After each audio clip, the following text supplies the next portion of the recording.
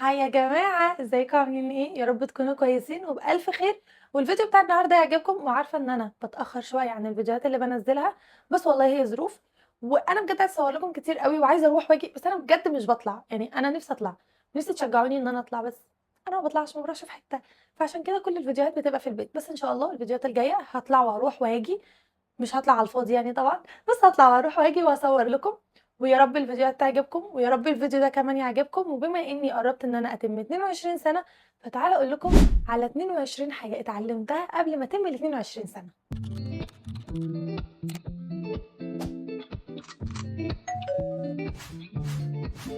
كمان كام يوم وهتم ال 22 سنة، فانا المفروض اكون عرفت انا عايزة ايه ورايحة فين وعاملة ايه في حياتي. بس الحقيقة انا معرفش اي حاجة، فانا لسه بخاف ولسه بتردد ولسه بغير في رايي، ولسه كمان في حاجات ببداها وبسيبها. وباجي في اوقات ببص على ناس اصغر مني بداوا في حاجات واقول هو انا اتاخرت. بس في نفس الوقت لما ببص ورايا واشوف ال 22 سنه اللي انا عشتهم، بلاقي ان انا اتعلمت حاجات ولا مدرسه ولا جامعه كانت هتعلمها لي. علموني ان مش كل اللي بيضحك في وشك بيحبك، وان مش كل اللي مشي من حياتك خساره، وان مش لازم كل الناس تفهمك، وكمان مش لازم كل الناس تحبك، وان احلامك ممكن تبتدي بحاجه صغيره انت الوحيد اللي شايفها، او انا الوحيده اللي شايفاها. وعلشان كده قررت قبل ما اتم ال 22 سنه، جبت ورقه كده وقعدت اكتب فيها كل الحاجات اللي انا اتعلمتها، فتحت الكاميرا وقاعده دلوقتي بصور لكم فيديو تتعلموا منه. ومش هقول لكم ان انا بقيت فاهمه وبقيت واعيه وبقيت عارفه ان الطريق ده الصح اللي انا ماشياه، وكمان مش هقول لكم ان انا وصلت لحاجه، بس يمكن واحده من الحاجات اللي انا اتعلمتها النهارده انت تكوني محتاجه تسمعيها. ولو انتوا جداد هنا واول مره تتفرجوا عليا، انا شاب بعمل محتوى متنوع، ويا ريت لو تشتركوا في قناتي وتعملوا لايك للفيديو، لان ده بجد بيفرق معايا اذا كان الاشتراك او اللايك، وبفرح جدا بيهم. وكمان عايزه اوصل ل1000 مشترك، ويلا بينا نبدا الفيديو. اول حاجه اتعلمتها، ويمكن دي من اهم الحاجات، اني مش لازم اكون عارفه كل حاجه. وانا صغيره كنت فاكره ان انا كل ما اكبر كل ما هكون فاهمه، كل ما هكون عارفه كل حاجه. يعني لما كنت بفكر ان انا لما اوصل لسن معين هشتغل ايه، هعيش فين، هعمل فلوس ازاي، حياتي هتبقى عامله ازاي. وبعدين كبرت شويه واكتشفت ان الموضوع مش كده خالص. في ناس عندها 30 سنة ولسه بتسيب شغلها وبتروح شغل تاني، ناس عندها 40 سنة ولسه بتعمل مشروع، في ناس لسه بتكتشف نفسها، وفي ناس بتغير حياتها بالكامل وهي اكبر من كده بكتير. فبقول لنفسي ليه انا مستعجله؟ ليه لازم اكون عارفه كل حاجه وانا عندي 22 سنه بس؟ والحقيقه ان مش علشان انا مش عارفه اجابات كل الحاجات دي فيعتبر انا فاشله. لا، انا مش فاشله، انا لسه بتعلم. وانا حاليا مش محتاجه اعرف حياتي كلها هتمشي ازاي، محتاجه اعرف الخطوه الجايه هتبقى ايه، وده فرق كبير جدا. تاني حاجه اتعلمتها ان مش كل شخص بيخرج من حياتي ابقى انا كده خسرت.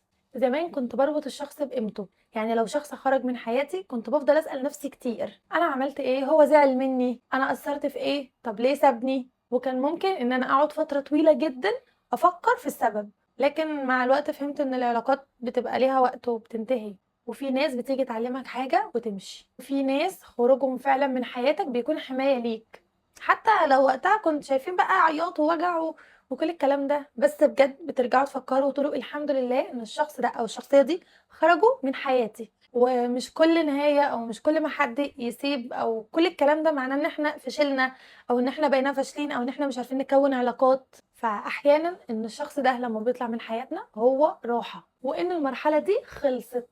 وتالت حاجة ان رأي الناس مش لازم يتحكم في حياتي، لان ببساطة لو فضلت اعيش على كلام الناس واركز في كلامهم فانا مش هعيش. لو عملت حاجة حد هيتكلم، لو ما عملتش برضو حد هيتكلم، ولو نجحت الناس هتقول محظوظة. في نفس الوقت كمان لو فشلت، شفتي احنا مش حذرناكي. ولو بقى بدأتي مشروع الناس هتقول هي فاكرة نفسها ايه. ولو فضلتي واقفة مكانك وما عملتيش حاجة الناس هتقول دي مش بتعمل حاجة في حياتها. فأنا بصراحة فهمت إن الناس هتتكلم في كل الحالات، يبقى على الأقل أعمل الحاجة اللي أنا مقتنعة بيها وحباها. طبعا ده مش معناه إن أنا مش هسمع نصيحة حد، بس في فرق بين إن أنا أحاول أسمع نصيحة وبين إن أنا أحاول أرضي الناس، لأن الناس مش هتتراضى. ورابع حاجة هي المقارنة، دي من الحاجات اللي أعتقد 90% مننا بيعاني من الحاجة دي، خصوصا بسبب السوشيال ميديا. تفتحي الانستجرام تلاقي بنت في سنك عندها عربية، فتحت مشروع، واحدة اتجوزت، واحدة سافرت، فجأة تبصي لنفسك انا بعمل ايه هنا، انا فين، انا ليه لسه هنا.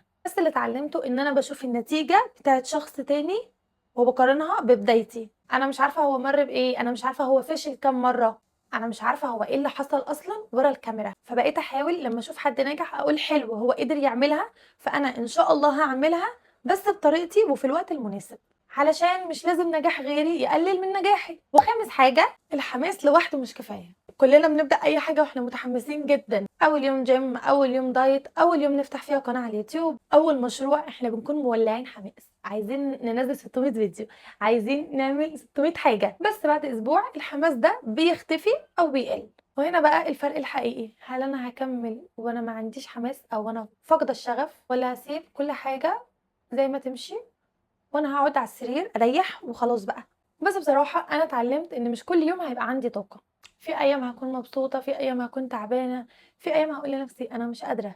بس لو كل مره استنيت الاحساس المثالي كده اللي هو انا بيرفكت وقادره وكل حاجه عشان ابدا، فانا مش هعمل حاجه. فانا بعمل دلوقتي الفيديو، شايفيني كويسه، شايفيني كل حاجه وانا مش في افضل حالاتي. سادس حاجه، اني بطلت اتريق بالبدايه الصغيره. ممكن حلمك يبقى كبير جدا بس البدايه موبايل. ممكن عايزه تعملي مشروع بس تبداي بمنتج واحد، عايزه تعملي قناه على اليوتيوب بس المشاهدات قليله. المشكله ان احنا احيانا بنستنى الظروف المثاليه، الظروف الخطيرة اللي مفيش منها، نستنى الكاميرا الأحسن، المكان الأحسن، الفلوس الأكتر، والوقت الأحسن كمان. وبننسى ان البداية عمرها ما كانت مثالية او عمرها ما كانت كاملة.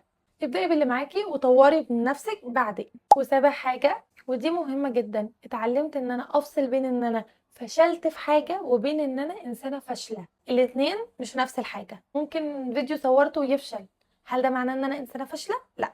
ممكن عملت مشروع وفشل، برضو ده معناه ان انا انسانة فاشلة؟ برضو لا. ممكن علاقة تنتهي، قرار خدته غلط. الفشل حدث مش هواية. وممكن الحاجة اللي أنا شايفاها النهاردة فشل، بعد سنين أشوف إن هو كان درس وأنا اتعلمت منه. تامن حاجة وهي إني مش لازم أرد. وهي دي بصراحة كانت صعبة جدا بالنسبة لي، يعني أنا إنسانة مخلوقة للرد. عشان أحيانا في ناس بتقول حاجات بتضايقني وبضطر إن أنا أرد، أو حاجات ما بتبقاش في شخصيتي فبضطر إن أنا أرد، فبيجي في دماغي إن أنا لازم أرد ولازم أثبت الحاجة دي، لازم أخليه يعرف الحقيقة. لكن اكتشفت إن مش كل المواضيع دي تستاهل إن أنا أهدر من طاقتي، لان في ناس مهما شرحت لهم هما مش هيقتنعوا. في ناس اصلا مش عايزه تفهم، فانا ليه استهلك من طاقتي؟ احيانا اقوى رد هو انك تسيبيهم تكملي في حياتك وتمشي، وما تبررلهمش حاجه وما تقوليش اي حاجه. تاسع حاجه، اتعلمت ان مش لازم الشخص اللي بيحبني او اي حد بيحبني لازم يوافقني في القرار اللي انا هاخده. ممكن يكون حد بيحبني جدا بس لما يشوف القرار اللي انا هاخده يقولي لا ده غلط، وده مش معناه ان الشخص ده ضدي. وفي نفس الوقت ان مش كل شخص بيوافقني في القرارات اللي انا باخدها يبقى بيحبني، ودي حاجه انا شايفاها ان هي مهمه جدا. احيانا احنا بنحب الشخص اللي بيقول لنا الكلام اللي احنا حابين نسمعه، لكن الشخص الصح ممكن يقول لنا الحاجه حتى لو احنا مش حابين نسمعها او ان هي مش مريحه بالنسبه لنا. رقم 10 ودي من اهم الحاجات، اني اتعلمت ان مربوطش قيمتي بانبهار الناس. يعني لو فيديو جاب مشاهدات كتير فطبعا انا مبسوطه، لو حد قال لي كلام حلو فانا طبعا ببقى فرحانه، بس ما ينفعش اقول ان انا كويسه لما الناس تقول عليا ان انا كويسه. ان لو جه يوم محدش شافني فانا هقول لا على نفسي ان انا مش مهمه. ولو فيديو فشل هقول ان انا مش عارفه اعمل الفيديو بالطريقه الصح. بس لا، انا لازم اعرف قيمتي حتى في الايام اللي ممكن ما يبقاش حد واخد باله مني. ورقم 11 هو ان الوقت اغلى من حاجات كتير. ارجوكم ما تضيعوش الوقت. احنا دايما فاكرين ان احنا عندنا وقت زياده، بعدين لما اكبر، بعدين لما اخلص، بعدين لما يبقى معايا فلوس، وبعدين لما الظروف تتحسن. بس الحقيقه ان الوقت اللي راح مش هيرجع تاني. وعلشان كده انا مؤخرا بدات اسال نفسي، هو انا فعلا عايزه اضيع ساعتين في حاجات ملهاش لازمه؟ هل الشخص ده كان او هو اصلا يستاهل الوقت اللي انا بديهوله ده كله؟ هل انا بستخدم الوقت بتاعي وحياتي في حاجه بتقربني من حاجه انا بحلم بيها؟ مش بقولكم ان مش لازم كل دقيقه تبقى مختلفه وتبقى عامله فيها اللي ما يتعملش، احنا بشر وبنحتاج ان احنا نرتاح، بس لازم نفكر انا وقتي ده هديه لمين، هديه لحد يستاهله، هديه في حاجه تفيدني ولا لا.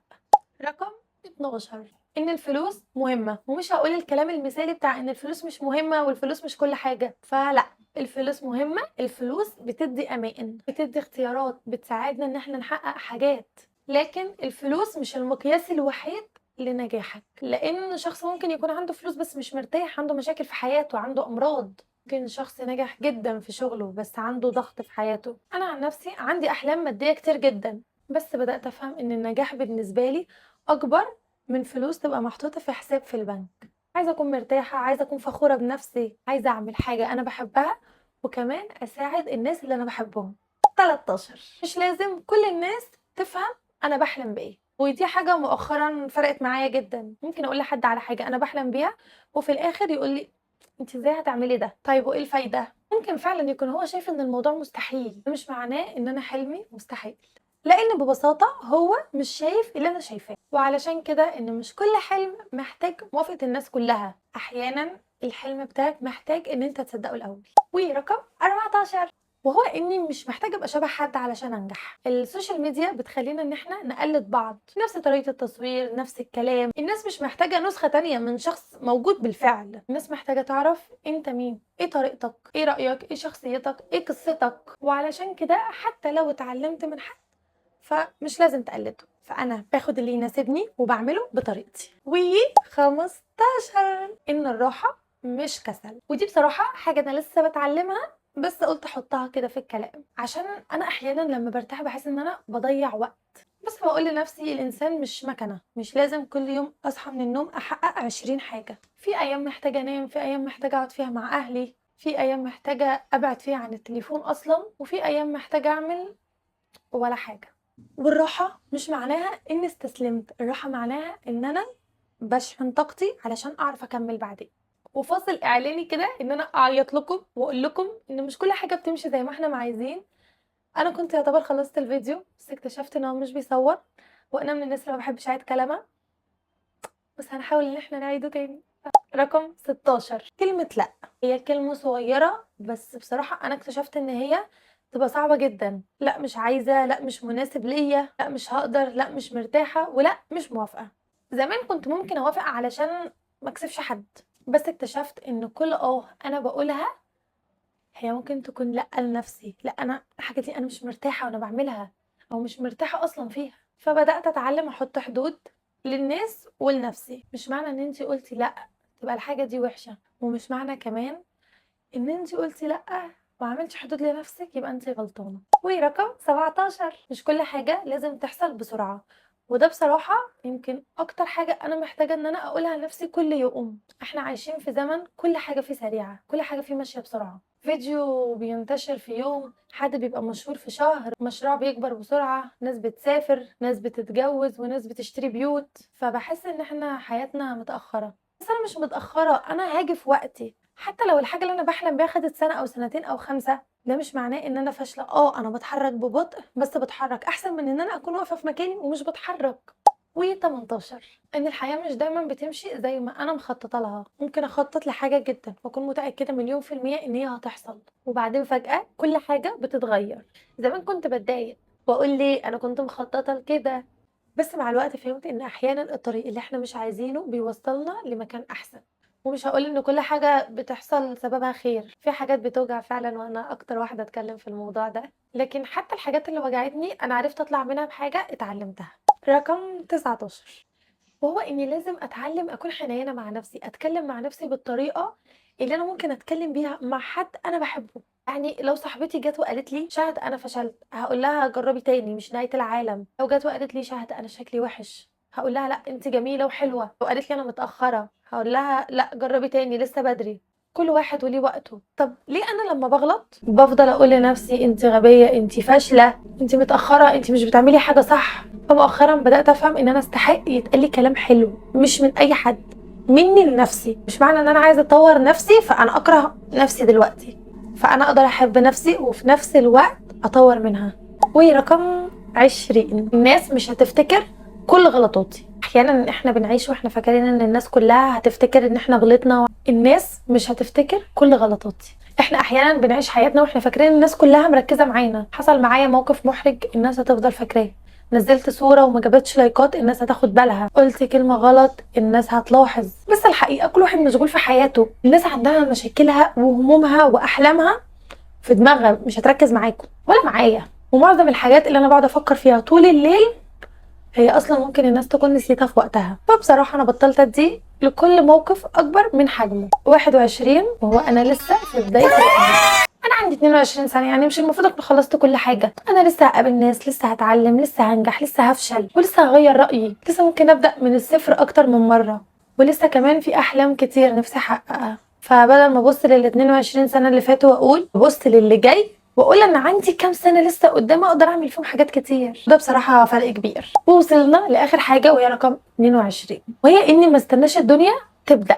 طب يعني ايه يا شهد؟ يعني ما اقولش هبدا اعيش حياتي لما اخس، هبدا اعيش حياتي لما اتشهر، هبدا اعيش حياتي لما يبقى معايا فلوس، هبدا اعيش حياتي لما اتجوز، هبدا اعيش حياتي لما ابقى غنيه، هبدا اعيش حياتي لما اسافر. لا، الحياه بتحصل دلوقتي في اللحظه دي وانا قاعده قدام الكاميرا. انا اصلا بعيش جزء من حلمي، من الحاجه اللي انا بحلم بيها. يمكن لسه مش عندي مشتركين كتير، يمكن لسه القناه صغيره بالنسبه لناس كتير، يمكن لسه عندي احلام كتير انا ما حققتهاش. بس انا لو فضلت مستنيه اليوم اللي كل حاجه فيه تبقى كامله ممكن افوت كل الايام اللي كانت جميله بس ناقصه شويه. فانا عايزه اتعلم، وبتعلم ان انا افرح وانا لسه ماشيه في الطريق، مش بس بالنهايه. احتفل بالخطوات الصغيره وافضل احاول واغلط واحاول واتعلم وابدا من تاني واقع واقوم، لان يمكن في يوم ابص ورايا واقول الحمد لله ان انا ما استنيتش.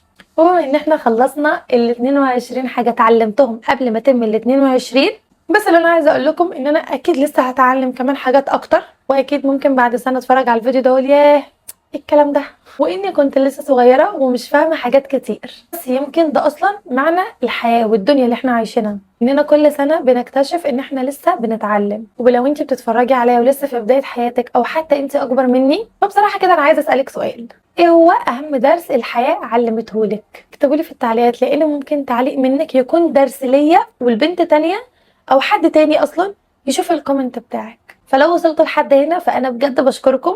ولو الفيديو عجبكم ما تنسوش تعملوا اشتراك في القناه، لان ده بجد بيفرق معايا بصراحه. عايزه اوصل لل 1000 مشترك زي ما قلت لكم في اول الفيديو، بفكركم تاني. كمان اعملوا لايك للفيديو لو عجبكم، بس ان شاء الله يكون عجبكم. واشوفكم في فيديو جاي ان شاء الله قريب، ويا رب تحققوا كل اللي نفسكم فيه وكل اللي انتوا عايزينه، حياتكم كلها تبقى حلوه وتبقى خير عليكم وتتعلموا كل حاجه حلوه. يلا باي.